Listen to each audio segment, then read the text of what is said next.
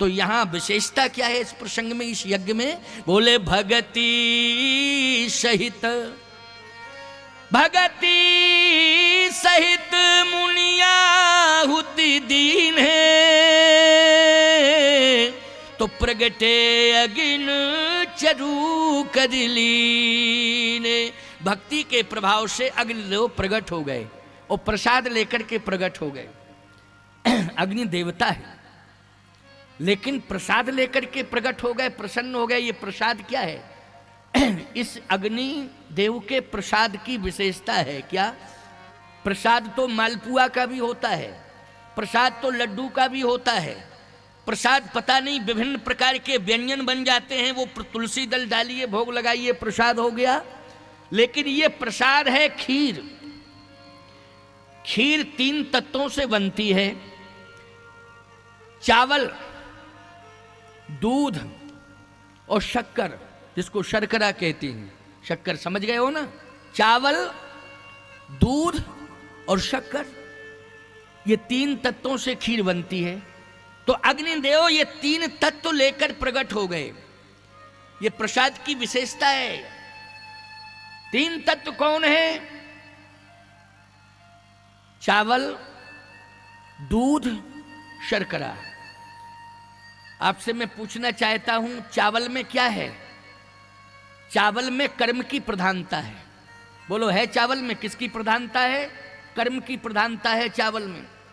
अच्छा, दूध में किसकी प्रधानता है? बोले, विवेक की प्रधानता है दूध में। दूध बुद्धिवर्धक होता है कि नहीं होता है? बोलो, बुद्धिवर्धक होता है।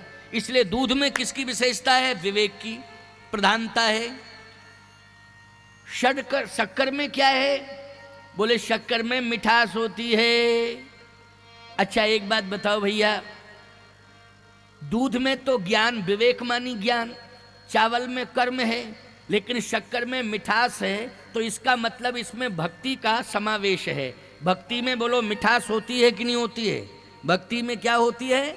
मिठास होती है। हमें कर्म, ज्ञान और भक्ति, इन तीनों की आवश्यकता है। बोलो, है कि नहीं? एक से काम चलने वाला नहीं है। जैसे आप लोग किसान हो, कृषि प्रधान क्षेत्र है ये, आप सब ज़्यादातर किसान हो। किसान भले ही उसका बेटा गवर्नमेंट सर्वेंट बन जाए, या आप व्यापार करने लगो, चाहे गोंडा में रहो, चाहे बहराइच में, चाहे लखनऊ में, चाहे कानपुर में, चाहे दिल्ली में, चाहे मुंबई में, लेकिन सही बात तो यह है कि आप निकले तो किसी गांव से हैं, और गांव का संबंध किससे है? गांव का संबंध कृषि से है। इसलिए कृषि प्रधान क्षेत्र है। तो सीधी सी बात यह है कि कृषि का संबंध कर्म से है। बोलो, है कर्म से कि नहीं? लेकिन प्यारे, आपको भक्ति की भी जरूरत है और ज्ञान की भी जरूरत है। कृषि निरावह चतुर किसाना, जिम बुध तजह मोह मद माना।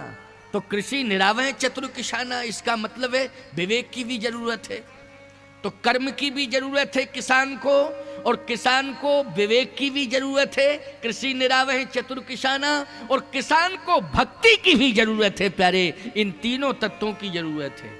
और यदि आपने 3 तत्वों को स्वीकार कर लिया तो परमात्मा आपके पास अवश्य होगा, इसमें संदेह नहीं है। इसलिए प्रगटे अग्नि चरु करिलीने, चावल, दूध, शर्करा, इन तीनों से युक्त खीर का प्रसाद तैयार हुआ, और उस प्रसाद को लेकर के प्रकट हो गए। कौन? अग्निदेव प्रकट हुए। जैसे अग्निदेव प्रकट हुए, जय जयकार होने लगी। वशिष्ठ जी महाराज ने कहा, दशरथ, अब तुम्हारी समस्या का समाधान हो जाएगा। अग्निदेव ने स्पष्ट रूप से कह दिया, जो वशिष्ठ कछु, जो वशिष्ठ कछु हृदय विचारा, और सकल काज भासिद्ध तुम्हारा। यह हबि बाट देहु नृप जाई, और जथा जोग जहीं भाग बनाई। जाओ इस प्रसाद को बांट दो, लेकिन ये प्रसाद तीनों महारानियों में बांटना। ऐसा नहीं कि ये पूरी अयोध्या में बांटने लग जाओ, ये तीनों महारानियों में बांटना। प्यारे, सबसे महत्वपूर्ण बात तो यह है कि प्रसाद सबको मिलना चाहिए, जो मिलना चाहिए कि नहीं। लेकिन यहां शर्त रखी गई है कि जो वशिष्ठ कछु हृदय विचारा, सकल काज भा सिद्ध तुम्हारा। यह हबी बांट देव नृप जाई, जथा जोग जहीं भाग बनाई। हे राजा, इस प्रसाद को तुम तीनों महारानियों में बांटो। तीनों महारानियों में बंटना चाहिए, चौथा ये प्रसाद किसी को नहीं मिलना चाहिए।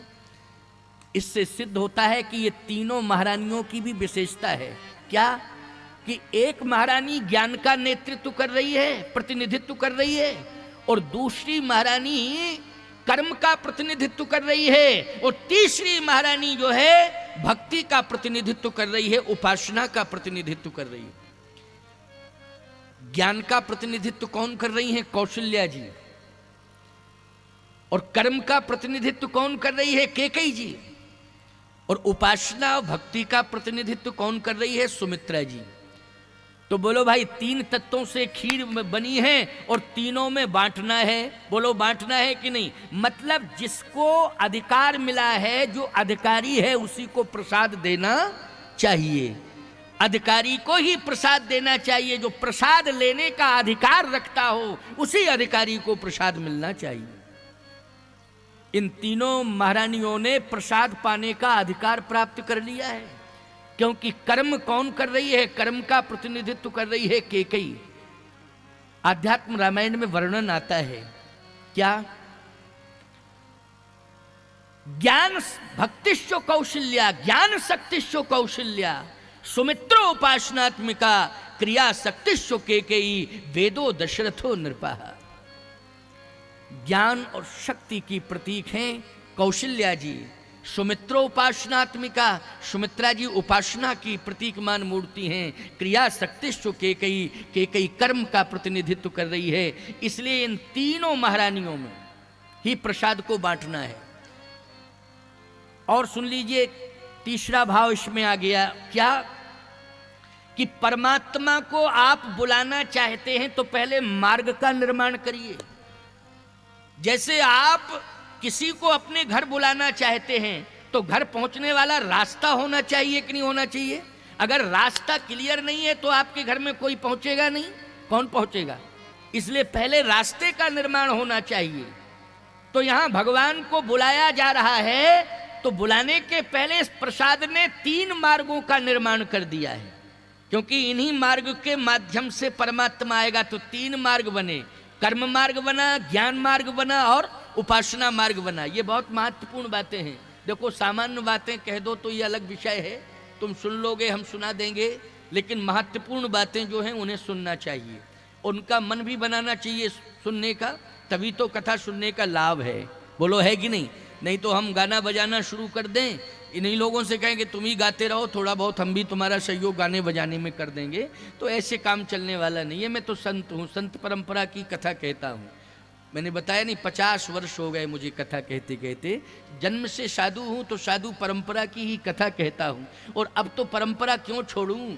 अब तो समय आ चुका है, इसलिए परंपरा छोड़ के थोड़ी जाऊंगा। परंपरा का परिपालन करके ही इस दुनिया से जाऊंगा प्यारे। और संकल्प तो मेरा ये है कि इस परंपरा से आपको भी जोड़ूं, आपको भी जोड़ूं। यहाँ तो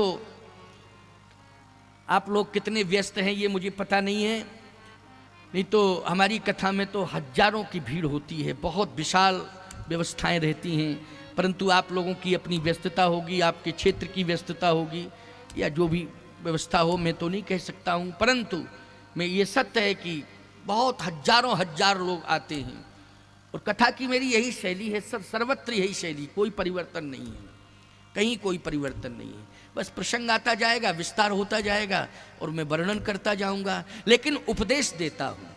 कथा को केवल मैंने कथा नहीं बनाया है, कथा के माध्यम से आपके जीवन की व्यथा दूर हो, ये लक्ष्य है मेरा कथा कहने का। आपके परिवार की व्यथा दूर होनी चाहिए। भाई कथा से आपको क्या मिल रहा है? आपको भी तो मिलना चाहिए, तभी तो वो कथा है। नहीं तो रामायण है, रामायण तो घर में भी पढ़ सकते हो ना, अर्थ भी तो लिखा हुआ है नीचे। लेकिन नहीं, सत्य तो यह है कि आपको कथा सुननी है और कथा सुन करके परिवर्तन करना है, हृदय परिवर्तन होना चाहिए, आपकी व्यथा दूर होनी चाहिए, आपकी समस्या दूर होनी चाहिए, तभी कथा कहने वाले की सार्थकता है और कथा सुनने वाले की सार्थकता सिद्ध होगी। तो आज तीन मार्ग, कर्म मार्ग, ज्ञान मार्ग, उपासना मार्ग, भगवान को बुलाने के लिए यज्ञ ने मार्ग का निर्माण किया है। ये यज्ञ जो हो रहा है परमात्मा को प्राप्त करने के लिए मार्ग प्रशस्त कर रहा है यज्ञ। इसलिए पुत्रेष्टि यज्ञ ने 3 मार्गों का निर्माण किया है। कर्म मार्ग पर कैकेयी जी खड़ी हैं, ज्ञान मार्ग पर कौशल्या जी खड़ी हैं और उपासना भक्ति मार्ग पर सुमित्रा जी खड़ी हुई हैं। जाओ ये प्रसाद बांट दो। जैसे ही इन तीनों ने ग्रहण किया प्रसाद, अब देखें आप प्रसाद वितरण की प्रणाली जरा। यह हवि बांट देव नृप जाई, जथा जोग जई भाग बनाई। जथा जोग भाग बनाना है तो सत्य तो यह कि प्रसाद के 3 भाग होने चाहिए थे। क्यों भाई, जथा जोग में भाग कितने होने चाहिए थे? 3 होने चाहिए थे, लेकिन भाग हो गए 4। अच्छा, पुत्र कितने आए? 4। मैं आपसे कहना चाहता हूं, धरौ धीर हुई है सुत 4। पुत्र तो 4 आने हैं क्योंकि वचन दे दिया गया ना, इसलिए 4 पुत्र आएंगे। लेकिन महारानियां कितनी हैं? 3 ही हैं, 4 तो नहीं है। 3 महारानी हैं और पुत्र होने हैं 4। तो सत्य तो यह है कि प्रसाद के 4 भाग होने चाहिए, तभी तो 4 पुत्र आएंगे। लेकिन समस्या इस बात की है कि अगर बराबरी से प्रसाद बांटा जाएगा तो 3 भाग होंगे। अगर बराबरी से प्रसाद बांटा जाएगा तो केवल 3 भाग होंगे। लेकिन अगर 4 भाग करना है तो फिर विधि में, बांटने की विधि में परिवर्तन करना पड़ेगा। लेकिन समस्या क्या हुई अब सुनिए जरा। महाराज दशरथ प्रसाद लेकर के पहुंचे और जैसी प्रसाद लेके पहुंचे तो तीनों महारानियां हाथ जोड़े खड़ी थीं, क्योंकि प्रसाद आ रहा है यज्ञ का और 3 मार्गों का निर्माण होना है। तो जैसे ही प्रसाद के लिए हाथ जोड़े तीनों महारानियां खड़ी थीं तो गोस्वामी जी कहते, अर्ध भाग कौशल्य दीना। पहुंचते ही महाराज दशरथ ने प्रसाद का आधा भाग कौशल्या जी को दे दिया। महाराज दशरथ ने आधा भाग किसको दे दिया? कौशल्या। पहुंचते ही दे दिया। अब 3 भाग होने थे। अब 3 भाग कैसे? संकेत तो यही मिल रहा था क्या कि जथा जोग जही भाग बनाई। जथा जोग, तो जथा जोग में 3 भाग होने चाहिए, लेकिन भाग भगवान की प्रेरणा से 4 होने थे। कितने होने थे? 4 होने थे। तो पहुंचते ही महाराज श्री दशरथ ने आधा प्रसाद कौशल्या जी को दे दिया। कौशल्या जी ने ले लिया। अर्ध भाग कौशल्य ही दीना, उभय भाग आधे पुण्य कीना। कैकेयी कहा सो नृप देव। आधे में से आधा करके जैसे कैकेयी जी को दिया तो कैकेयी जी ने जैसे ही वो प्रसाद लिया तो उस प्रसाद को वो उछालने लगी। आंखें थोड़ी लाल हो गई, चेहरा बदल गया, ऐसा लग रहा था कि असंतुष्ट हो गई। क्यों कि 3 भाग होने चाहिए थे, लेकिन डायरेक्ट आधा दे दिया कौशल्या जी को और मुझे आधे में से आधा दिया। यही तो एक समस्या है।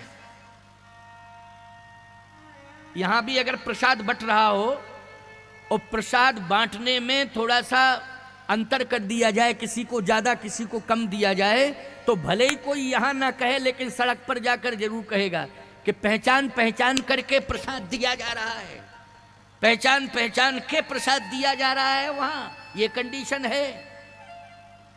तमाम प्रकार की चर्चाएं लोग कहने लगेंगे।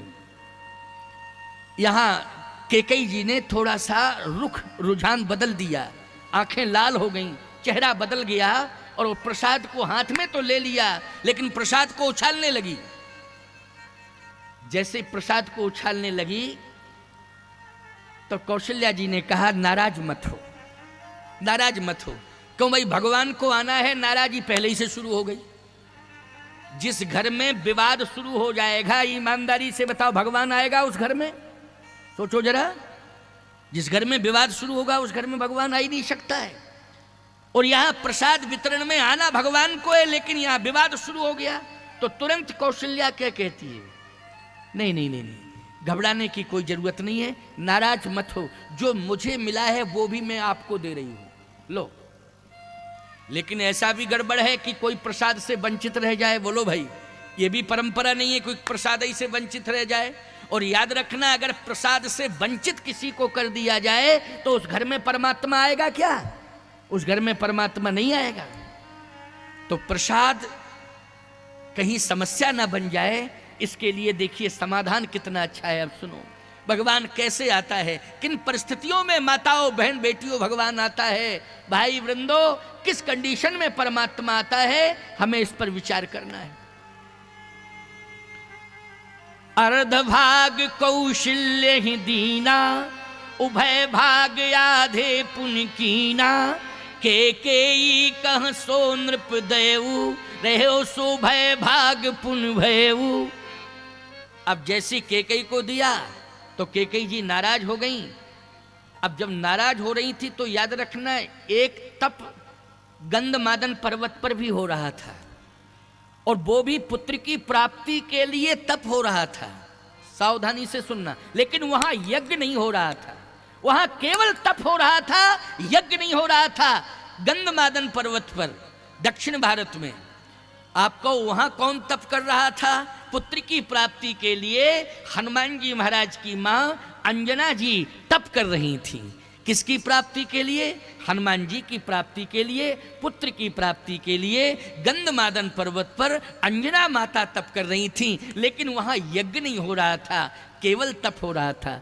ईमानदारी से बताओ, भगवान राम अगर इस धरती पर आएंगे तो यज्ञ के माध्यम से, तो हनुमान जी क्या सहज भाव से आ जाएंगे? बोलो भाई, हनुमान जी भी यज्ञ के माध्यम से ही आएंगे, क्योंकि राम ते अधिक राम कर दासा। बोलो भाई, मोरे मन प्रभु अस विश्वासा, राम ते अधिक राम कर दासा।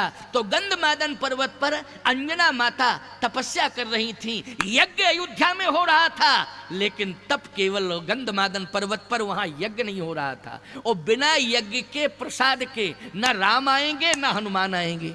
बोलो, यज्ञ के प्रसाद से ही राम आएंगे, यज्ञ के प्रसाद से ही हनुमान आएंगे।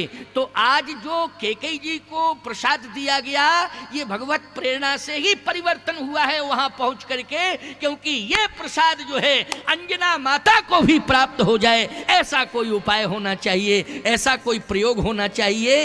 इसके लिए ये प्रयास चल रहा है। तो जैसे ही केकई जी ने प्रसाद को उछाला तो एक स्वर्ग की अप्सरा श्रापित थी, जो चील का रूप धारण कर चुकी थी। चील जानते हो ना तुम लोग? चील क्या बोलते हैं? चील ही बोलते होंगे। हाँ, वो चील का रूप धारण कर चुकी थी श्राप के कारण। एक महात्मा के तप को, सरजू के तट पर एक महात्मा तप कर रहे थे, तो तप करते करते तप का प्रभाव बढ़ा, तो जाकर के इंद्र ने उस अप्सरा से कहा, जाओ इस महात्मा का तप भंग करो। आज्ञा मिली। तो जैसे ही अप्सरा आई, महात्मा का तप भंग करने लगी, महात्मा ने श्राप दे दिया, जाओ तू पक्षी हो जा। और निकृष्ट पक्षी, चील निकृष्ट पक्षी होता है, वो होता है कि नहीं होता है? जा, तू जितनी सुंदर बनती है, महात्माओं की साधना में विक्षेप पैदा कर रही है, आज मैं तुझे श्राप देता हूं कि तू निकृष्ट पक्षी हो जा, कोई तेरी ओर देखेगा नहीं, सड़ा गला मांस खाने को तुझे मिलेगा। बोलो, निकृष्ट जिंदगी हो गई कि नहीं हो गई उसकी? अब जैसे ही श्राप सुना तो घबरा गई, रोने लगी, महात्मा के चरण पकड़ लिए, कहा महाराज क्षमा करो, मेरी कोई भूल नहीं है, भूल तो इंद्र की है, मैं उसके अधीनस्थ हूँ, लेकिन आपसे मेरी प्रार्थना है कि आप मुझे कोई मुक्ति का उपाय बताएं, मैं तो पतित हो गई हूँ, आपने शापित कर दिया है, निश्चित है कि मेरा जीवन अधम हो गया है, मेरे ऊपर कृपा करो। तो महात्मा सरल भी होते हैं, समझ गए हो कि नहीं? महात्मा सरल होते हैं। महात्मा ने कहा चलो कोई बात नहीं, अब तू क्षमा मांग रही है, गलती करना नहीं, बस इसी सरजू के तट पर रहना और अयोध्या को छोड़ना नहीं। अयोध्या में जो भी साधु संतों का उच्छिष्ट मिल जाए बस उसी को ग्रहण करना, और जब भी प्यास लगे तो सरजू जल के अलावा कोई जल ग्रहण मत करना। तो मेरा उद्धार कैसे होगा? कैसे मेरा उद्धार होगा? कहा तेरा परम कल्याण, संतों का उच्छिष्ट ग्रहण करेगी तो तेरा कल्याण हो जाएगा, सरजू का जल पिएगी तो तेरा उद्धार हो जाएगा। और एक दिन वो समय आएगा कि अयोध्या में यज्ञ होगा तो यज्ञ का प्रसाद भी तुझे प्राप्त हो जाएगा। एक दिन अयोध्या में यज्ञ होगा, भगवान की प्राप्ति के लिए यज्ञ होगा, यज्ञ का प्रसाद भी मिलेगा। लेकिन अब रुक गई हो महाराज, लेकिन क्यों लगा दिया आपने? उस प्रसाद को तू ग्रहण मत करना, क्योंकि तुझे प्रसाद ग्रहण करने का अधिकार नहीं मिलेगा। यज्ञ से जो प्रसाद मिलेगा उसको ग्रहण करने का केवल 4 को अधिकार मिलेगा। किसको मिलेगा? 4 को अधिकार मिलेगा। कौशल्या, कैकेयी, सुमित्रा और चौथी अंजना माता। समझ लेना इस बात को। चौथी कौन है? इस प्रसाद के साथ चौथी कौन जुड़ गई? अंजना माता। इसलिए इन 4 को अधिकार मिलेगा, लेकिन तू माध्यम बनेगी। बस जैसे ही तेरे हाथ में प्रसाद आए तो उड़ करके तू चली जाना जहां गंधमादन पर्वत पर अंजना माता तपस्या कर रही हो। बस ये प्रसाद तू उन्हीं के हाथ में सौंप देना, जिससे तेरा उद्धार हो जाएगा, तेरा उद्धार हो जाएगा। और जैसे ही कैकेयी ने वो प्रसाद उछाला, तो जैसे उछाला तो वो चील उड़ रही थी, उसने उस प्रसाद का एक कण ले लिया और ऋषि की बात याद आ गई कि गंधमादन पर्वत पर जहां अंजना माता तपस्या कर रही हैं, वहां जाकर के तू ये प्रसाद उन्हें दे देना, तेरा उद्धार हो जाएगा। और जैसे वो चील पहुंची और गंधमादन पर्वत पर अंजना माता इस मुद्रा में तपस्या कर रही थी, जैसे ही यज्ञ का प्रसाद, अयोध्या के पुत्र कामेष्टि यज्ञ का प्रसाद अंजना माता के हाथ में आया, अंजना माता के नेत्र खुल गए और जैसे ही प्रसाद को देखा तो संपूर्ण अयोध्या का दर्शन हो गया, सरजू मैया का दर्शन हो गया, यज्ञ का दर्शन हो गया। और अंजना माता ने माथे से लगाया, कहा मेरा जीवन धन्य हो गया। जिस पुत्र की प्राप्ति के लिए मैं तप कर रही थी, आज वो तप मेरा सफल हो गया। और जैसे मस्तक पर लगाया और प्रसाद को, यज्ञ का हविष्यान प्रसाद ग्रहण किया, और जैसे ग्रहण किया तो अंजना माता के उदर में श्री हनुमान जी उदस्त हो जाते हैं। बोलिए हनुमान जी महाराज की। वो यज्ञ का प्रसाद कितना महिमा मंडित है कि आज गंधमादन पर्वत पर भी पहुंचा, अंजना माता को भी अधिकार मिल गया। तो याद रखना, कैकेयी जी ने जो अभिनय किया है क्रोध का, वो भी भगवत प्रेरणा है। क्योंकि वो प्रसाद कैसे पहुंचता गंधमादन पर्वत पर अंजना माता के पास। अब देखें आप, समन्वय सामंजस्य परिवार में कितना है, कितना है। कैकेयी जी ने जैसे ही उछालना शुरू किया, ये नहीं समझ पाई कि एक कण जो है चील के मुख में भी चला गया, चील के पास भी पहुंच गया है। लेकिन चील को अधिकार नहीं था ग्रहण करने का, वो तो अंजना माता के पास ले गई। अब कौशल्या जी ने कहा, बहन उदास मत हो, उदास मत हो, तुझे आधे में से आधा प्रसाद मिला ना, मेरे पास आधा है, मैं पूरा दे रही हूं। तो सुमित्रा क्या बोल पड़ी? सुमित्रा बोली, मुझे तो कुछ मिला ही नहीं है, लेकिन जो मुझे भी मिलने वाला है, मैं भी आज इच्छा व्यक्त कर रही हूं कि मेरा भी अधिकार का जो प्रसाद है वो भी बहन कैकेयी को मिल जाए। देखो, इस तरह से परिवार में सामंजस्य होना चाहिए। अगर घर में 2-4 महिलाएं हैं और ऐसी कंडीशन पैदा हो रही है कि कहीं अधिकार को लेकर के बिखराव विखंडन की प्रक्रिया प्रारंभ हो चुकी है, तो उस समय आपस में कौशल्या बनकर के, सुमित्रा बनकर के समन्वय बनाने की जरूरत है। कौशल्या और सुमित्रा बनकर के यदि परिवार में समन्वय बनाया जाएगा तो मैं दावे के साथ कह सकता हूं, जिस परिवार में महिलाओं के अंदर संगठन हो जाएगा, समन्वय बन जाएगा, इस कलयुग में उसी घर में राम का प्रादुर्भाव हो जाएगा, इसमें संदेह नहीं है। उसी घर में श्री राम का प्रादुर्भाव होगा। इसलिए प्रेम से रहना सीखो। ये जो विभाजन की प्रक्रिया है, मैं कहता हूं परिस्थितियों के कारण मकान के अंदर दीवार खड़ी हो सकती है, परिवार बढ़ रहा है, विस्तार हो रहा है, मकान के अंदर दीवार खड़ी हो सकती है, लेकिन दिलों के अंदर दीवार खड़ी नहीं होना चाहिए। मकान की दीवार तो ढहाई जा सकती है, लेकिन दिल के अंदर अगर दीवार खड़ी हो जाएगी तो उसे ढहाया नहीं जा सकता है।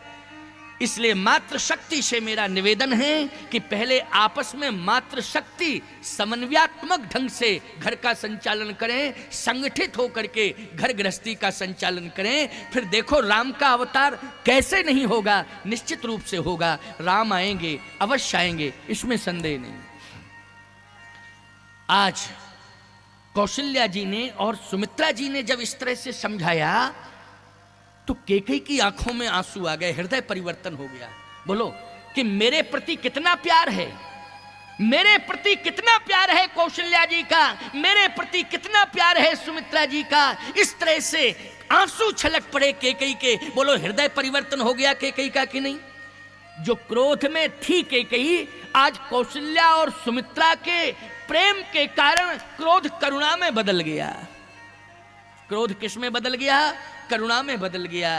और जब करुणा में क्रोध बदल गया, याद रखना, तो उसी समय कैकेयी ने कहा जो भी मुझे मिलेगा प्रसाद उसको मैं सहज रूप से स्वीकार करूंगी, लेकिन मेरे मन में एक इच्छा है। क्या कैकेयी कह रही है कि कितना धैर्य धारण किया है बहन सुमित्रा ने, कितना धैर्य धारण किया है। इसलिए हमारी इच्छा है कि हम और तुम दोनों अपना अपना अधिकार के 2 भाग देवें प्रसाद के। किसको दें? क्योंकि धैर्य धारण करने वाली सुमित्रा है, इसलिए 2 भाग प्रसाद के सुमित्रा को मिलना चाहिए। ये कैकेयी का सुझाव है। देखो जहां इतनी क्रोध में थी, आज करुणा आ गई, हृदय परिवर्तन हो गया। ईमानदारी से बताओ, जहां क्रोध करुणा में बदल जाएगा, विचारों में परिवर्तन आ जाएगा, उस परिवार में राम आएंगे कि नहीं आएंगे? निश्चित रूप से राम आएंगे। यही रामा अवतार का हेतु है। अनेक हेतु हैं, लेकिन एक ये भी हेतु है, क्योंकि आज आइए सुनिए, क्रोध करुणा में बदल गया और प्रसाद का वितरण हुआ।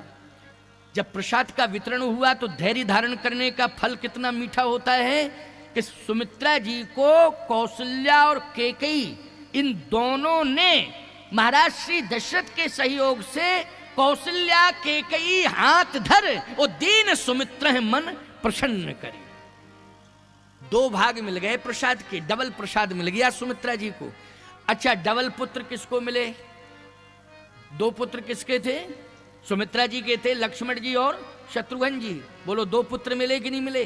कैकेयी को तो एक ही पुत्र भरत मिला, कौशल्या माँ को भी एक ही पुत्र के रूप में राम जी मिले, लेकिन सुमित्रा जी को धैर्य धारण करने से 2 पुत्र मिले, डबल प्रसाद मिल गया। तो 2 पुत्र मिले, कौन? लक्ष्मण और शत्रुघ्न। लेकिन जैसे ही डबल भाग मिला प्रसाद का, सुझाव कैकेयी ने दिया है। कौशल्या ने अपने में से, कैकेयी जी ने अपने में से महाराज दशरथ के माध्यम से जैसे वो 2 भाग प्रसाद के सुमित्रा जी को दिए, तो सुमित्रा जी ने माथे से लगाया प्रसाद और ग्रहण करने के पहले एक शपथ ली। देखो, प्रसाद को ग्रहण करने के पहले एक सौगंध ली, शपथ, संकल्प जिसको कहते हैं। क्या संकल्प लिया? सुमित्रा जी ने संकल्प लिया कि मुझे तो 2 भाग मिले प्रसाद के, और इसमें दोनों बहनों की महिमा है। मेरे पति की महिमा तो है ही है, लेकिन दोनों बहनों की महिमा है। कौशल्या बहन की भी महिमा है और कैकेयी बहन की भी महिमा है। कौशल्या और कैकेयी इन दोनों बहनों ने अपने प्रयास से मुझे 2 भाग प्रसाद के दिए हैं। अगर कहीं यज्ञ भगवान ने इस 2 भाग के माध्यम से अगर मुझे 2 पुत्र दिए, तो मैं दोनों पुत्रों को, दोनों बहनों की बेटों की सेवा में लगा दूंगी। अपने पास में एक भी पुत्र नहीं रखूंगी, दोनों को सेवा में लगा दूंगी। और याद रखना, सुमित्रा ने दोनों पुत्रों को सेवा में लगाया। बड़ा बेटा लक्ष्मण राम की सेवा में है और छोटा बेटा शत्रुघ्न भरत जी की सेवा में है। देखा, जहां इस